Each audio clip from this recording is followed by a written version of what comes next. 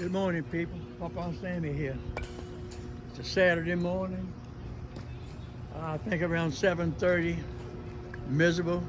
Been raining all night. Great grandson's playing baseball, and that's where I'm at. This morning, I'm getting hit real big time on what is nematodes? What is the bacteria, fungi? I've had people tell me they don't understand. They've never heard of it even. So I can't show and tell, not in the middle of the ballpark. So I'm going to tell. That is a combination of a healthy soil.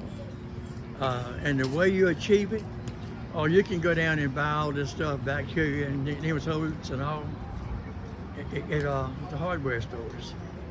But I like to do it the old way. You put compost in the soil. You build your soil up slow. And I had a lady call me this morning. I have been asking about how do I build my sandy soil, and nobody answers. Well, I've answered her. I sent her my playlist. The thing is, compost. Once you start putting the compost in the soil and turning it, and putting down heavy layers of cardboard and hay and leaves, your worms move in. The worms, they build up your nematodes. Your fungi builds up. Your bacteria builds up, and you start building a healthy soil. And it's not rocket science, people. Clay soil is some of the healthiest in the world.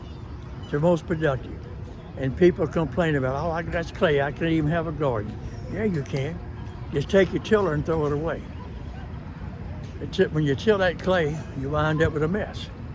Just go out there and start adding your compost and work with it.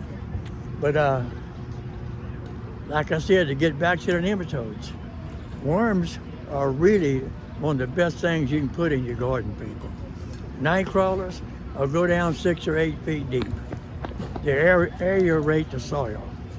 They get water in, fertilizer in, and your bacteria and all can move up and down. Redworms, they're compost. They stay on top of the soil, under your leaves, right under the cardboard, and they start fertilizing the devil out of your garden.